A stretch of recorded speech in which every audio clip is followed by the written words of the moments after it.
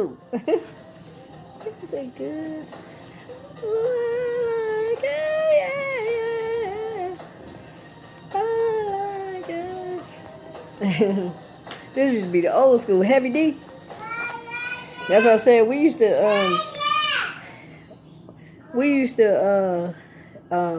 When did like 91? We used to have rain suits and stuff.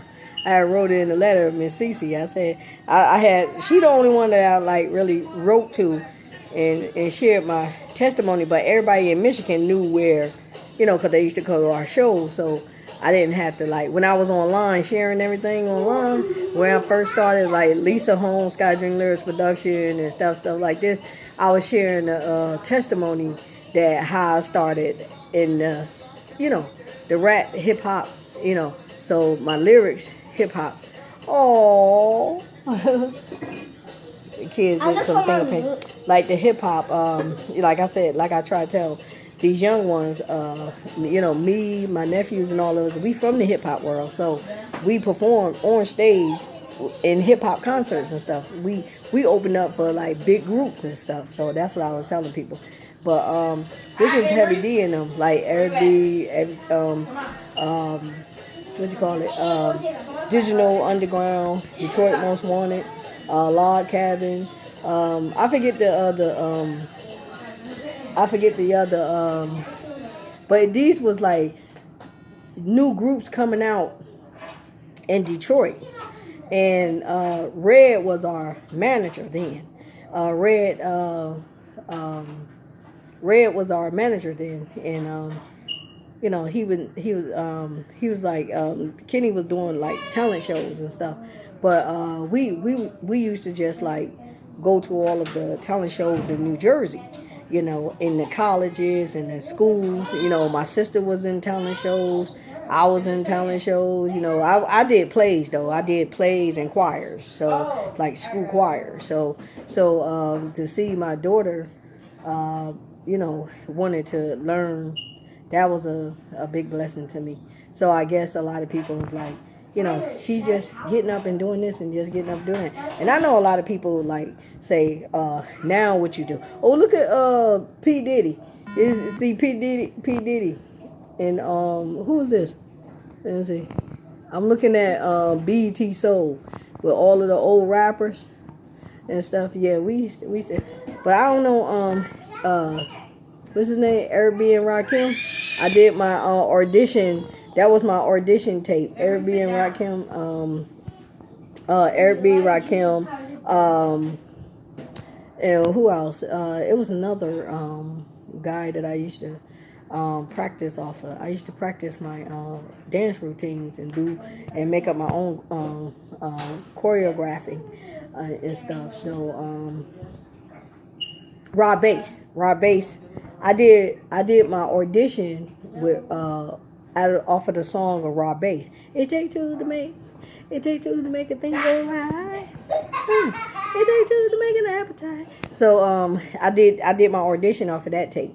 So my audition, when I went to the audition in Orange, New Jersey, they liked me, but I was underage, so I was underage, so I had to get my mother's permission. They had called the house, and I thought I wasn't gonna get picked, but I did. I got picked, and when I got picked, they said, "Well, we need your permission from your parents to come to New York and perform on stage. What we do, we match you with another set of kids, and y'all become a dance group and stuff." And we was going to go to the studio and rehearse for the show, which we was used to doing it anyway. So it wasn't a big thing, but they had a concert in New York, so we was going to get prepared for the concert in New York, New Edition.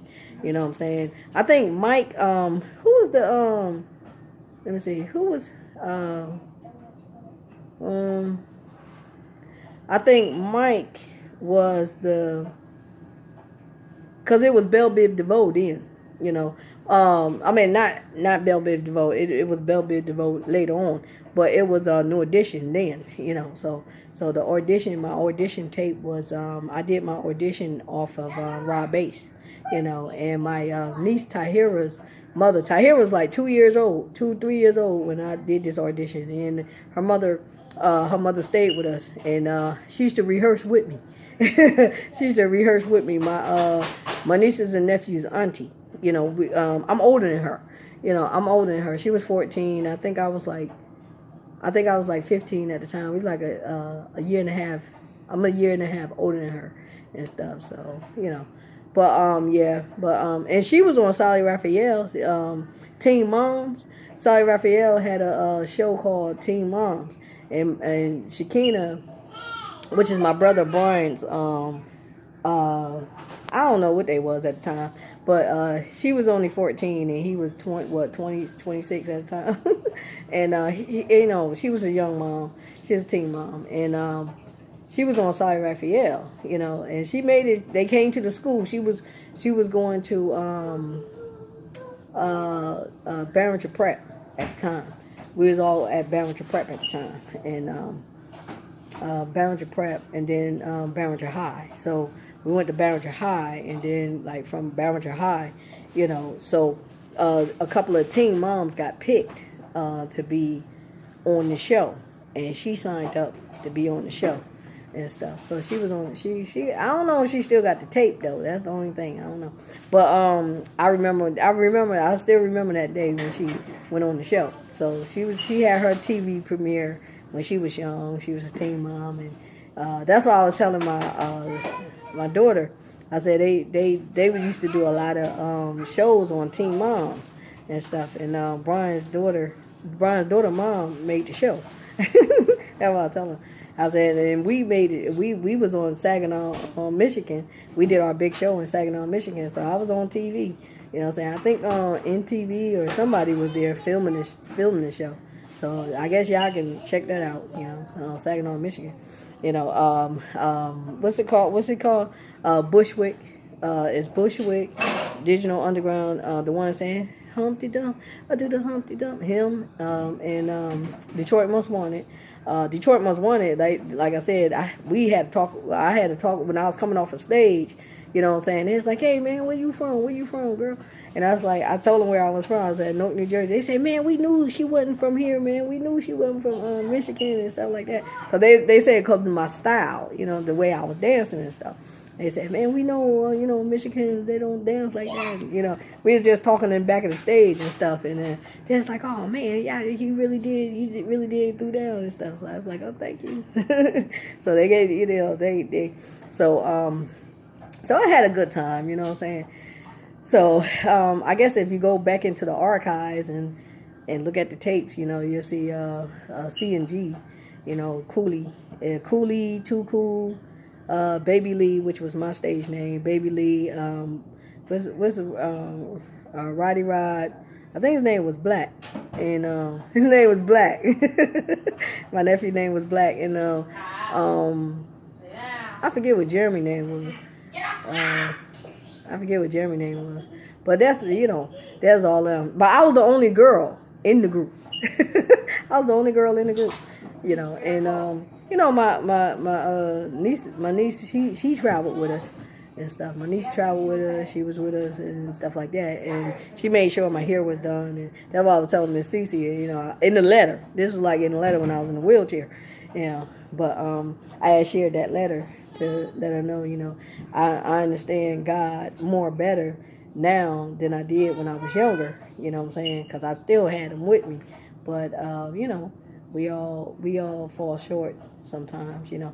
But when this lady in Georgia, she said, yeah, we fall short of the glory and stuff like that. And I was like, what the heck is this lady talking about? It's like she had animosity towards me. Like, I don't even know the lady, but it seemed like these older women, seem like they got animosity towards you when they look at your website and they look at your Facebook and stuff, and they have animosity towards you because they reading your status and stuff. But it's the truth, you know what I'm saying? So you got a lot of animosity coming up, but I'm in the gospel now, so I write gospel. Say I write for choirs and stuff like that. Write for young choirs and young single gospel artists and stuff like that. But like I said, it's a lot of animosity going around, with these older people in the churches. And, I didn't want that to happen, but like I said, I can't keep shying away from my gift. I through the years, I have been, like I said, I try to tell my nieces and nephews that's out here trying to do something now on the stage and stuff like that. I don't know how much animosity they got, but, it's like, who paved the way, and who,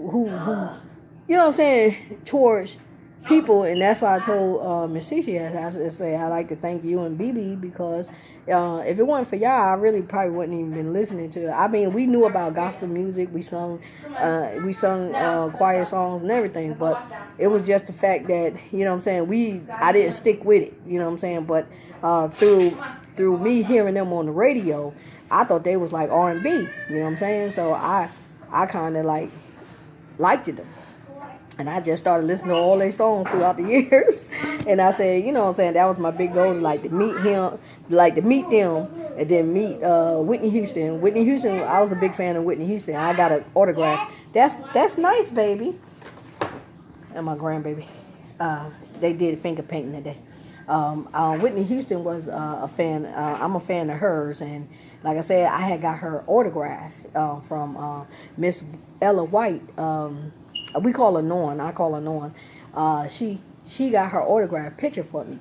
They had came back from China, and it was my birthday. It was my birthday weekend, and her daughter came. She said, "What do you want for your birthday?" I said, "An autograph picture from Whitney Houston," and cause they like more closer to her and stuff. So, and that night, Shelly came home. She gave me that picture. And I was like, oh, man. And then my sister Sharon, she was like, what you want? I said, a Chippendale T-shirt. And don't you know, my sister went and she said, she went and got the Chippendale T-shirt. It was it was these, they wasn't play bunnies or anything, but it's just Chippendale guys, that waitresses. You know what I'm saying? I had a mad crush on them.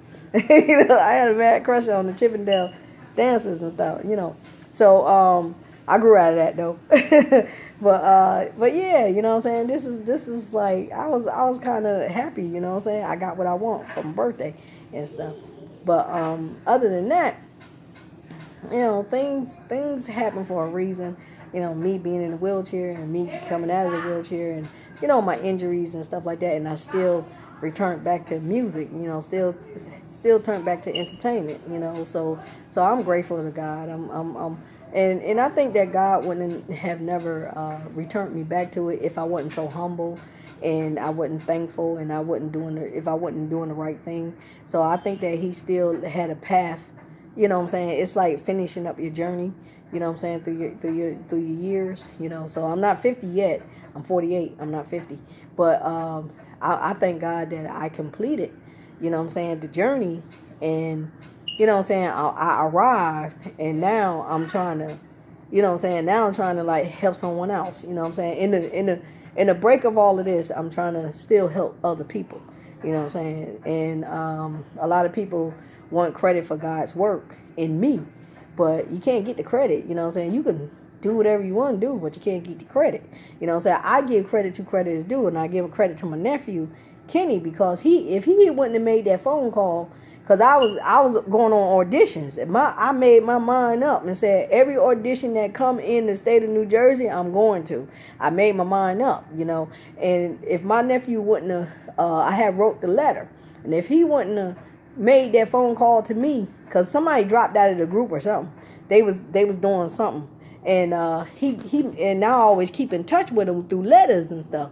And I'm writing everybody, everybody that I met down there for the summer and stuff like that. We having fun and everything. I had to come back for the, so we went back there back and forth. So I'm telling my story because I wrote some lyrics called "This Is My Story." So,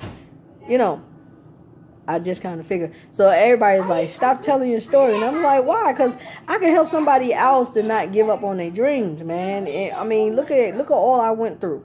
I went through a lot, you know what I'm saying, since birth, you know what I'm saying? And I still didn't give up, you know. So the song came, Don't Give Up, Don't Give In, you know what I'm saying? And my daughter said she wanted to sing it. So I had worked with her to sing the song in the studio and stuff like that. So, yeah.